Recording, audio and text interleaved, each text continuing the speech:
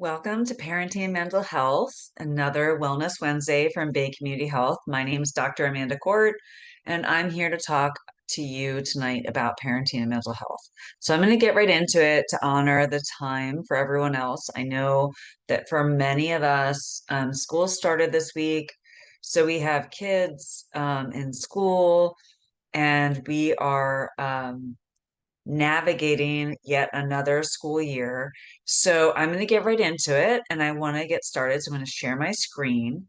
While I'm getting ready to share my screen, I want to go over a few things for us. One, we always want to remember that this is a private space. So very similar to group therapy when we're in it. We keep what's talked about in the group therapy to ourselves. And we don't leave the therapy session and go, oh, I saw, Mr. and Mrs. Smith's, you know, in this session talking about their child, right? We don't share outside. We're going to keep this private. We're also going to use inclusive language and we're going to assume noble intent, right? So when we're in this, we're going to use active listening skills and we're going to make sure that whatever we talk about, we're honoring whatever everyone else is talking about, listen fully, and allow them to share what they need to share. And then if we have questions or maybe we have something helpful to share, we can then chime in. Okay, so I want to share my screen and we'll go from there. Okay, everyone now should be able to see my screen. Um, And so this is back to school part two. So for many of us, we are now officially in back to school. Last week we did a back to school session. We talked about a few things like setting boundaries and creating a schedule and a routine and creating habit, which is really important. Um, for kids, right? And when we create when we create routines and we create boundaries, that actually, even though it feels harsh at first, it's creating a sense of safety to our children. Because then, and the metaphor that I always use is if you're standing on a sports field and there are lines all over the field, but they just put you on the field and then they blow the whistle and they have you start, um, and you don't know what's going on and they just say, well, start to play, you're going to have your confidence is going to tank, right? And you're going to get really frustrated and you're going to get really angry because you're getting caught for things that you don't understand why you're in the wrong. And our children deal with that every day. And so in our home lives, we want to make sure that we're setting clear boundaries. They know exactly what is expected and exactly what is considered to be um, and not a behavior that is wanted, right? And why? And helping them share why allows them to become part of the team, right? And so again, team metaphor, right? If you talk about why you want to run a certain play, then that's really going to help them. So so we want to go to back to school part two. I decided, and again, I always share, I am not I am not the perfect parent by any stretch. I have kids of my own. I make mistakes all the time, and I will share them throughout these sessions. What I want to make sure that everyone's aware of is what the research is showing works best for the majority of kids. It may not include your child, and that's what the end discussion sessions are for. So we'll spend a little bit of time in psychoeducation, and then at the end, we'll have time for questions, and we'll go into maybe specifics for your particular child or children and what you're struggling with. Again, from Bay Community, these are free sessions. We incorporate, or we hope to have everyone that we can. Hopefully, in the coming weeks, we're going to have a couple of school counselors from the local county schools come in and talk about what they're seeing and what they would like to relay to parents and a few tips and tricks from them. So be looking out for that. In the meantime, I have a few things that I have found for back to school part two are the common pitfalls that parents tend to fall in at the beginning of the school year. So, common pitfall number one, assuming that your children or your kids have all the information that they need. And this falls into kind of what parents walk the tightrope of autonomy versus micromanaging. So we want to try to enable our children to have autonomy. And the reason, if you've ever read any of Daniel Pink's books, it talks about motivation and why people seem more motivated than others. And one of those variables is autonomy. So people as a species, we need to have this feeling, while we want to be part of a group, we want to have this feeling that what we do is contributing. This is not lost on children. Children too, even though they're very still egocentric when they're under 18, um, they still want to feel like they're contributing. So we as parents have to find things that they can contribute and that are fairly fail safe, right? So this is something that actually large tech companies have done, like Google and Microsoft, Amazon, other large tech companies. They create these creative spaces for their employees where they can be as creative as they want. They create these ideas and they allow them to fail safe. And what that means is they can come up with ideas and they can test them out. And if they fail, that's okay. The point of the failure is to learn from it and see what they need to shift to do differently. So within our family dynamic, and while we're getting ready for back to school, right, we've now set these routines and these clear boundaries. And now we want to talk about, as a parent, what are your expectations for the child throughout the year? This might include grades, it might include behavior, it might include chores because your schedule has shifted slightly. And so what are the things that you can give your child to do, depending age dependent, right? That they can do on their own. And how can you help support them? So put your kind of management, boss brain on. And when you have new employees, how do you support them to make sure they are doing what they need to do that allows them autonomy and allows them to build confidence in themselves versus micromanaging? I have yet to see any micromanaging situation that's worked out well, whether it's as a parent or as, a boss or a leader. And mostly if you don't find fault in it at first as micromanaging, the problems come out later. Either way, we want to try to provide some autonomy to your children.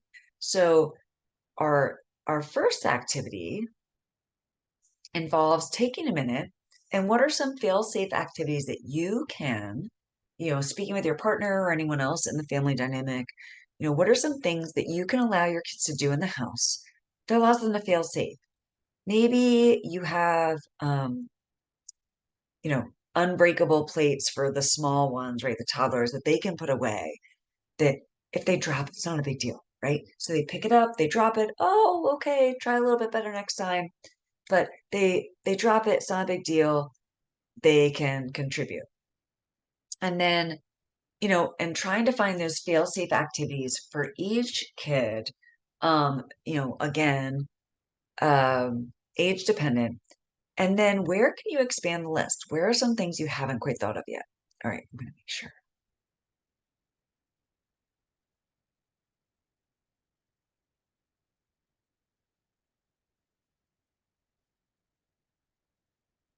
So hello to anyone that's joined.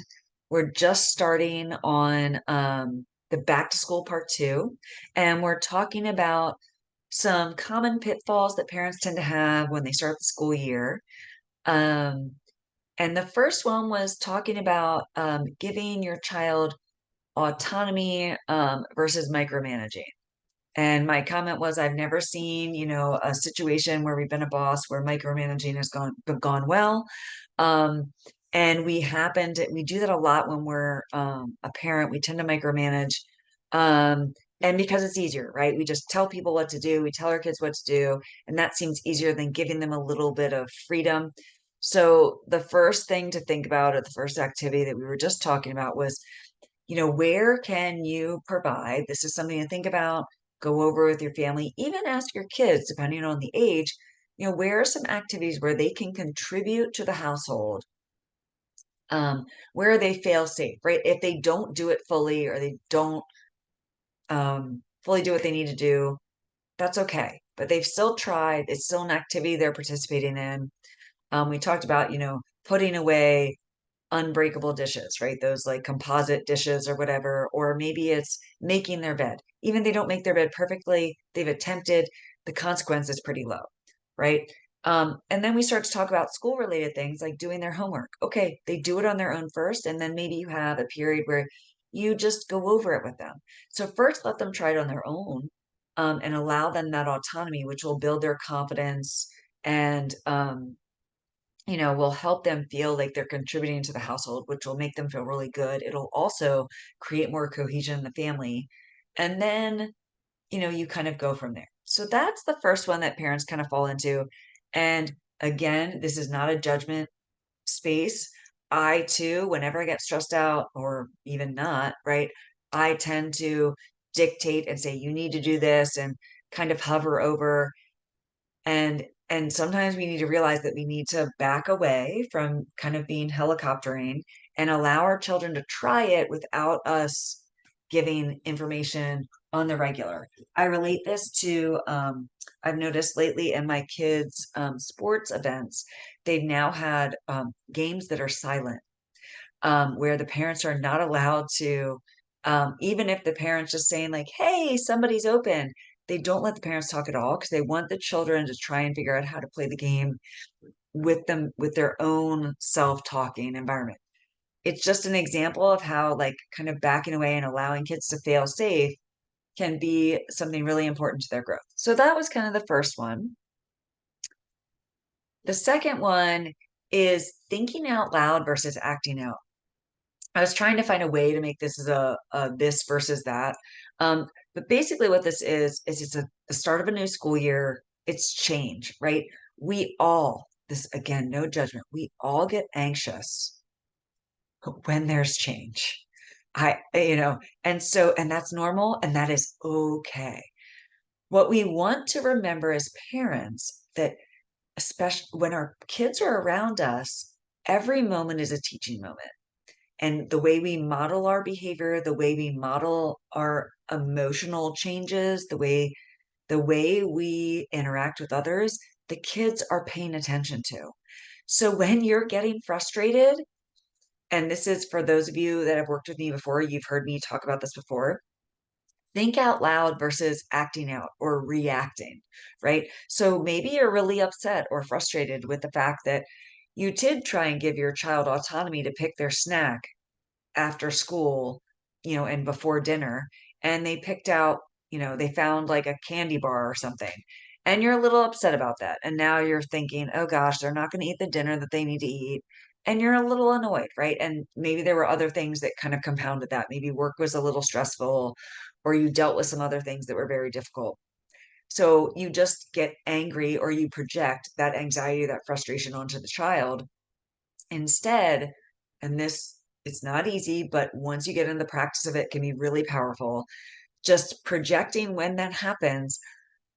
I noticed that you ate, a Snickers bar for your snack, and I'm really frustrated by this. And then explain why. A Snickers bar is really high in sugar. While it might be really rewarding to eat it first, you're not going to get the nutrients that you need later. And it's going to prevent you from feeling hungry enough to eat the healthy food that I've made for dinner. So I feel a little frustrated by this. And so you're just saying all this out loud, right? It's okay that you don't have an answer. I repeat that as a parent, it's okay that you don't have an answer. Okay. Thinking your emotions out loud in front of your child is teaching them how to do the same thing. And that is immensely powerful as they grow up. It is teaching them that one, all emotions are okay. And two, you're working with them and around them in how to deal with that going forward. So if you do that, then the child, and like I've seen the shift in my own kids, I've seen it with other clients where the child will start to be like, yeah, maybe that wasn't my best choice. At first, they might be upset. They might get up, they might cry a little or whatever. And you have to remind them, like, look, do I seem mad right now? I'm frustrated. I'm not mad at you. I'm frustrated, and here's why. And you kind of you reiterate that so the child can be really assured that they're not getting punished, but instead you're expressing how their action affected you. So that's bringing you into their world, and then how their decision is going to impact them. So thinking out loud versus acting out. This will become really important again during grade time for those of you that are really concerned with grades, feel like your child might be underperforming or what have you. Being able to say, hey, I feel like you can do better. And using that nonviolent language that we've talked about before in these sessions will be really helpful for those. So then the activity, and we can just think about it, but something that would be really powerful is to think of an activity where you've been frustrated in the past and invert and where you've reacted, right? So it might be not cleaning up their dishes after breakfast. It might be they get home and they go straight to jumping on a screen, or there are hundreds of things that parents can be frustrated with, right? And we've reacted. And then you want to take a second, and when you're thinking back about that activity, how could you have taken a breath and thought, I'm really frustrated that you jumped on your Nintendo Switch instead of doing your homework. And the reason I'm frustrated is because, that Nintendo Switch is a form of entertainment. Your school is something that you're going to learn skills to learn how to live life and to be successful as an adult. And so that's more important than playing the video game, right? And so, like, you walk them through why one thing's more important than the other. I have to tell you, there's been more times than not where, as I'm walking through this, when I didn't start out knowing why one thing was more important than the other, I've gotten to it just by thinking out loud. And so sometimes as a parent, you like recognize why one thing's more important than the other. And your child might challenge you. I had my son tell me one time, well, mommy, there are video gamers that make a lot of money. And I'm like, okay, you're right. There are a few. And they're like less than 1%, right? And so let's try and widen your ability to be successful, and let's make sure that you know math really well, because that will help with coding, which will help you make video games, which will help you make a lot of money, right? So like you can kind of backtrack, and by then you're not angry anymore and you're having this really good dialogue with your kids. So just again, practicing thinking out loud versus acting out can be a really another successful practice, right? Why did I go backwards? There we go. Okay. This is one that often we don't think about. For sure, I've been there. We get all these papers, we get these emails before school starts, and it makes me anxious, right? It's a change. I'm thinking, oh gosh, there are all these things I need to shift. And I'm thinking about my work schedule or my partner's work schedule, or, whomever else helps take care of my children, or if no one else, just how I'm going to navigate all this, right? And I'm only thinking about how to get it done where it works. And I'm not thinking about what if it doesn't work. And what I mean by that is we need to plan for failure. For instance, if your children ride the bus, what happens if you're running late and you don't make it to the bus stop in time to get your child, right? You need to make sure that they know, because they're new to all of this, right? And so you need to make sure that they know, well, if you don't make the bus stop, or if you get to the bus stop and you get off and I'm not there, what do you do?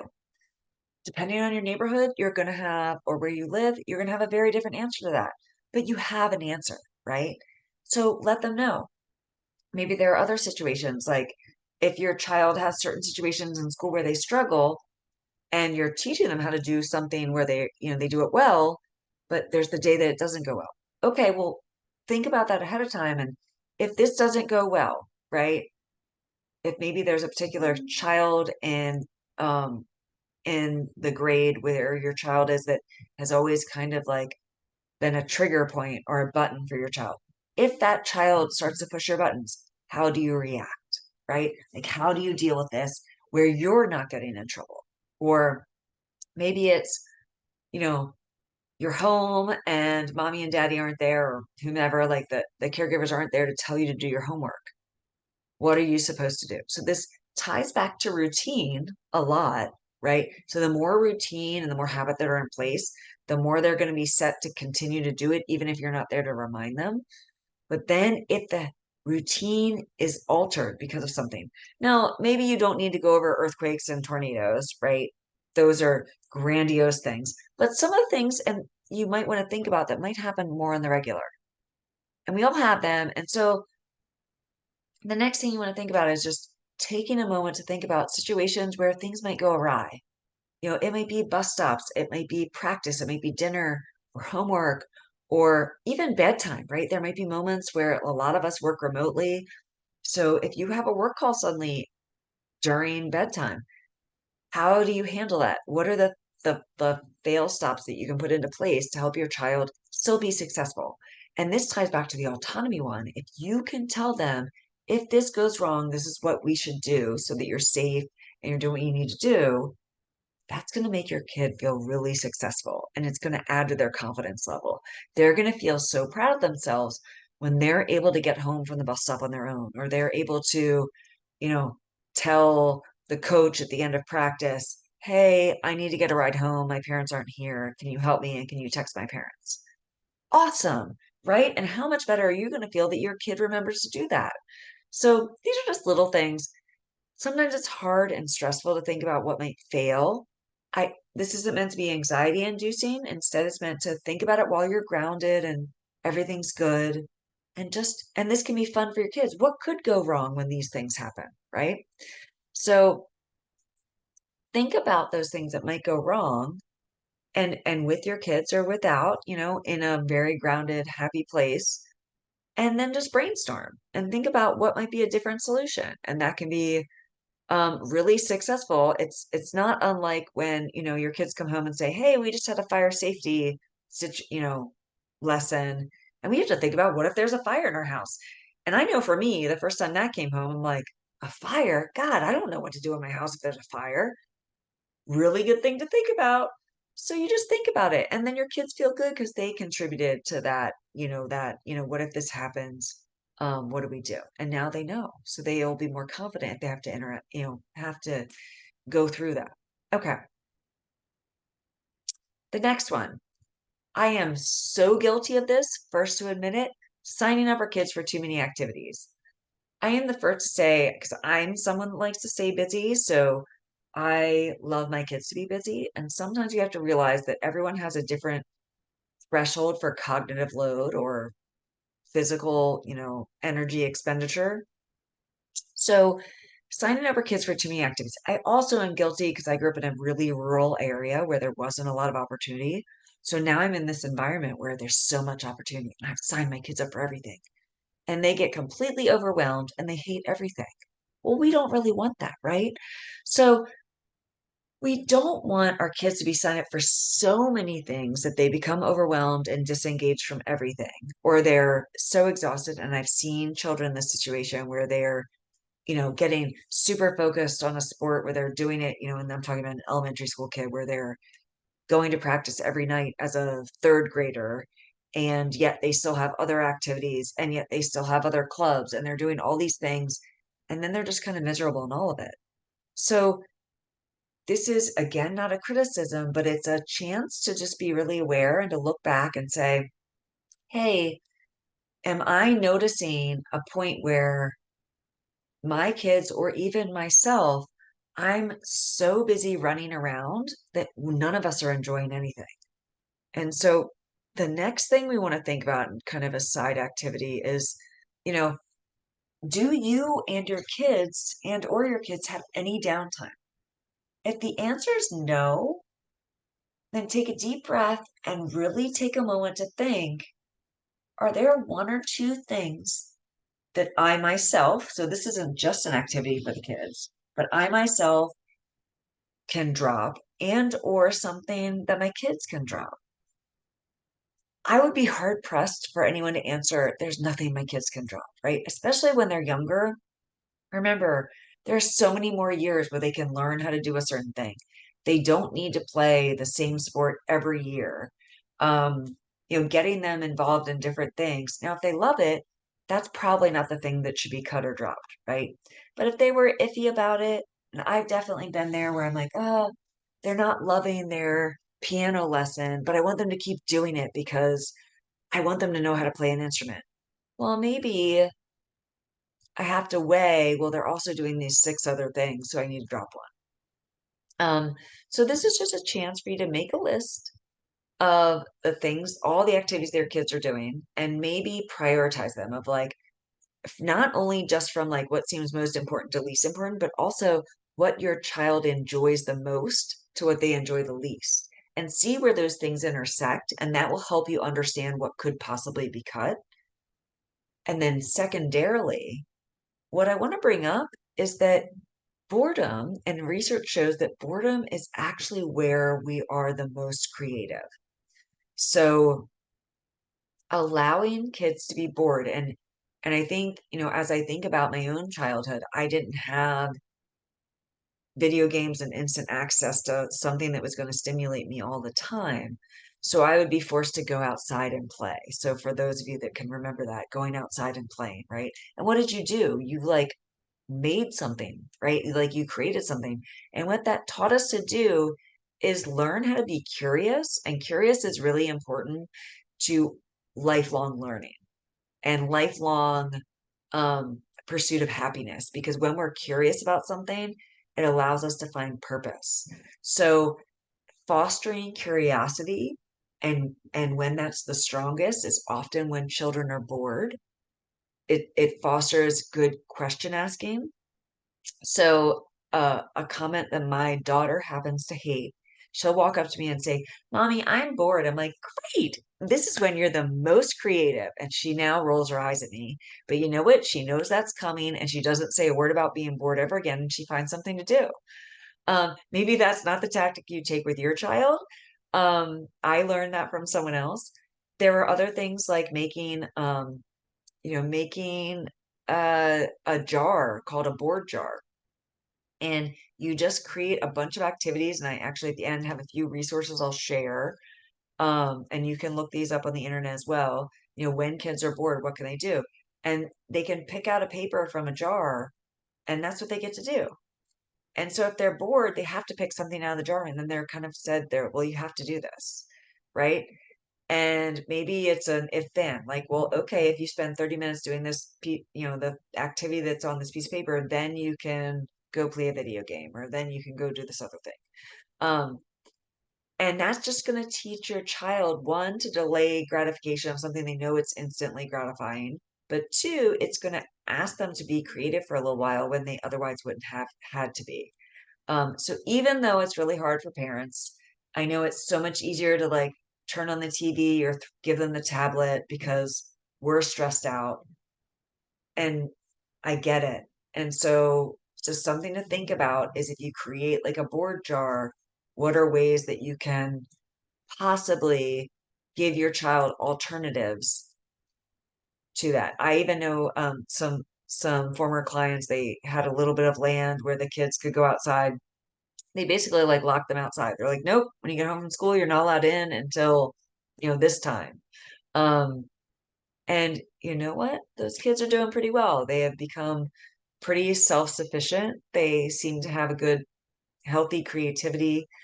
So this is something to think about, not over taxing our kids in terms of activities, um, but giving them a chance to experience boredom and feel creative, and not just feel overwhelmed because they're being thrown so many things. Because if they're constantly scheduled, when we aren't there to schedule them anymore, they won't know how to do it for themselves. So this goes back to the autonomy thing again, giving them the ability to have a little bit of choice and to feel what it's like to have to figure out what they do for themselves is a really good thing.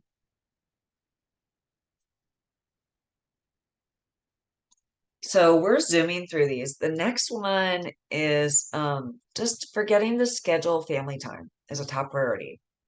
So I talk about this with my when I work with couples or families, um, or individuals that are part of a partnership, um, where scheduling quality time, especially in this day and age, is really important because we are constantly inundated with other things that can take our attention, right? We have a smartphone that can has so many apps on it that we have a constant choice of things to do.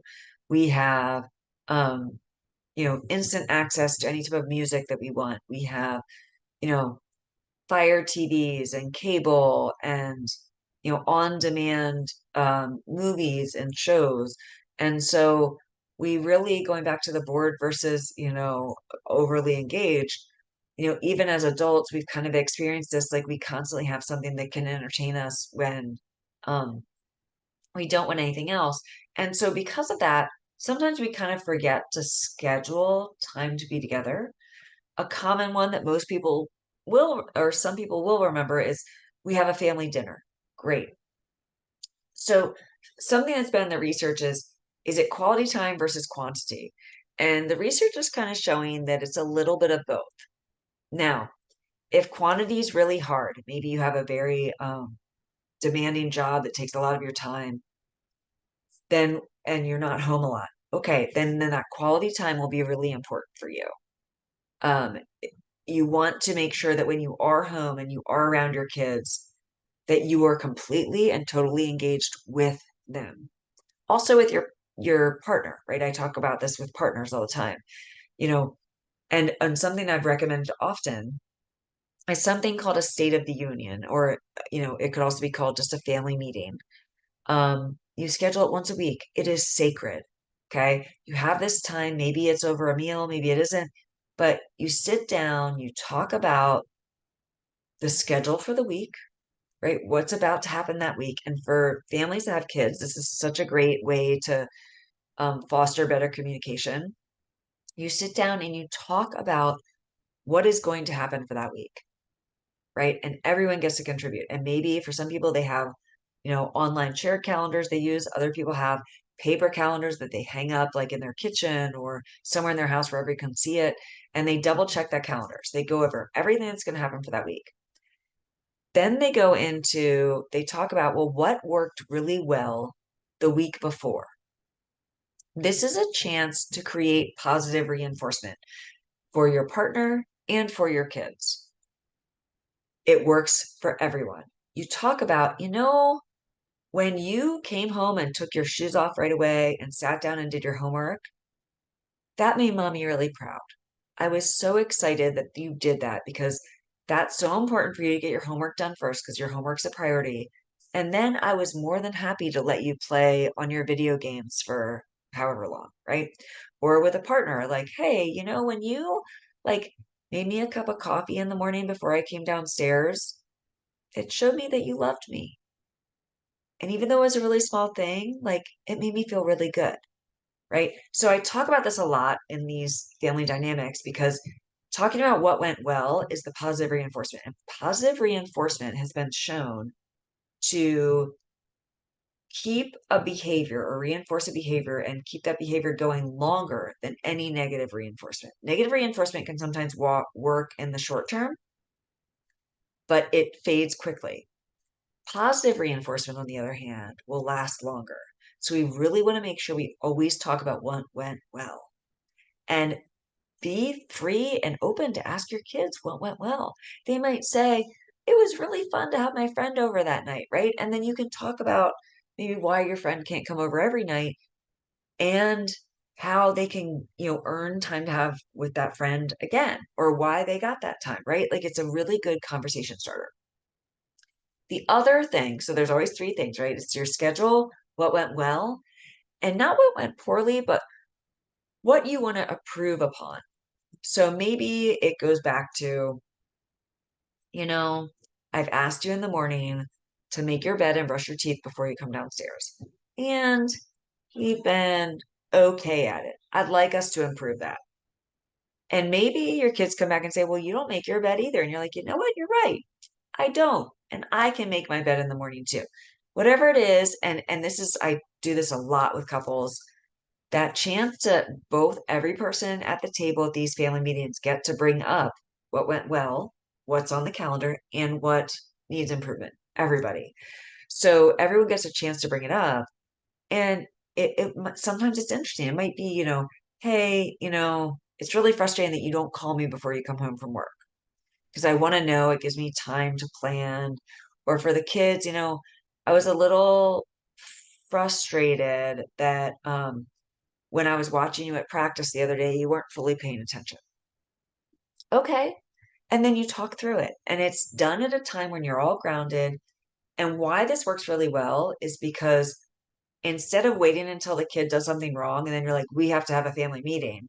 And then it becomes like getting called into the principal's office where no one wants to get called into the principal's office, right? Instead, it's already a planned time that happens every week. So if you're really consistent about this, it's a very safe time. And those things can come up, but now you're a little more grounded when they come up and you're not scared about, oh gosh, I have to talk to mom and dad tonight. Or, oh gosh, I mean, how many times have we been with a partner where they're like, hey, tonight we have to have a talk? I can't remember when that's gone well, right? Then they're already in that, fight or flight response and it doesn't feel good. So if you have this scheduled time, try and find a time during the week where you can make it sacred. For a lot of people, it's on Sundays. It doesn't have to be. Maybe it's Friday evenings after everything's done, but find a time where everyone can do it. And then that'll be really good where you can go through the calendar, what's coming up for the next week, what went well and what didn't go well. And what that helps you do is schedule this amazing quality time with each other. That family meeting is actually quality time with each other. You're teaching each other how to communicate better, what you're teaching each other how to support each other better. And as a parent, you're teaching your children different skills, because you're telling them what went well and what didn't. So there are a lot of things you can get out of this little short period of time that can happen every week. Other than that, quality versus quantity, like I said before, they're both important. Um, it's gonna be navigated different ways. Um, if you can find, and I think what I put down for an activity, which I guess I can go to, is planning for you. What times a week can you set a time aside for family time? There might not be a lot, but find that, State of the Union family meeting time once a week can be very important. Want to look at your schedule and your partner's schedule or your family schedule and see where there are blocks of time that might work.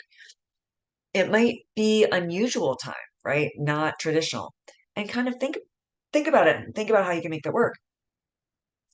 And where are you forcing family time that hasn't been working? Maybe you've been trying to have a family dinner every Friday night, but things keep coming up, right? You keep getting invited over to other families' houses, or you take weekend trips, or you have to work Friday nights, whatever the case may be, but you still keep trying to force it. If it's not the right spot, you can't keep it sacred, then look for another time. And then finally, back to the point of like, if you are somebody that travels a lot, but so you don't have as much quantity, where can you be super present? And then a story that I've heard um in previous, and it's from someone that runs a program called the Corporate Athlete, and they talk about being fully engaged. They've written books on being fully engaged. They talk about, as a parent, they had to travel a lot. They were creating these programs, writing all these books, talking about their books all over the world, and so they weren't home with their children a lot. But when they came home, once they were through the door and they kind of like sloughed off all their work stuff and they went up to like tuck their kid in at night, they only had about 20 minutes, but that 20 minutes was sacred to them. They would not check their phone. Their phone wasn't with them. They wouldn't get up to go do something else. If there was someone else yelling or screaming, it was irrelevant. That 20 minutes was completely and fully engaged with that child. And what they found out later was that was such a strong memory for their child, that their child said, I knew you would always be there for me when you came home from a work trip, that you would spend that time with me right before bed. And it made me realize that you loved me and, I was supported. So being fully engaged for a much shorter period of time, as opposed to what was happening before, and the part of that story that I didn't share immediately, it was like that parent used to come home from work trips, and maybe there was a week between, and they would just like be sitting at the dinner table with their phone or their laptop, and they'd be working on stuff, and they'd be kind of half talking, half on their laptop. And then they wouldn't fully engage in bedtime. They would kind of like come in, bark an order, then leave. So instead of like spreading out all this time where they weren't fully engaged, they weren't really being present, they just consolidated into like, you know what? I'm going to do my work until this time. And then this 20 minutes, I'm going to be just there for my child. And when they did that, the child noticed, and the child felt more safe. They felt more loved because they were completely engaged in that child. So thinking about places where you've been like half engaged versus fully engaged, and which ones are going to be more important, right? While your kid's at practice, or at a music lesson or whatever, right? And you have to be there, but you're not coaching them. You don't need to be fully engaged, right? You don't need to be on the sideline screaming at your kid what to do and to pay attention to their coach. That's a time where, yeah, maybe you can jump on a phone and talk to a coworker while you're waiting for your kid to finish. Totally fine, right? Because they're engaged with another adult that's taking care of them. But when you have that sacred time at home, making sure you're fully engaged will be really important. Okay. So we've gone through a lot tonight. I'll make sure, we'll try and get these posted on the Bay Community Health websites. But some of the websites that I pulled from and ones I found that have been really helpful through the years, there's the preparedparents.org and the childmind.org, um, and the focusonfamily.com. All have really good tips and tricks that you can use that are really helpful, especially at the beginning of the school year when they talk about different ways that we can just, work on being better at what we do. Okay. So thanks for joining me, even though you're in the middle of running around doing other things. Hopefully soon we'll get these all posted on YouTube so that you can go back to them, look up resources. We're still working on how to make that the most accessible as possible. But welcome back to school, and take a deep breath, parents.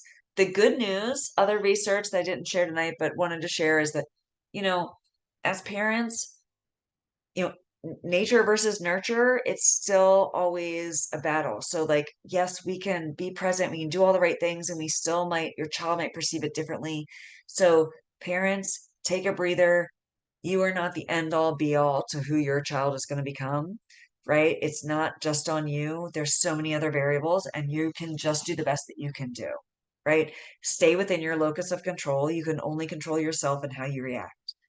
And for kids, of course, as an adult who is a child of someone else, I need to not blame my parents for everything, because they are not to blame for everything that I've done wrong, right?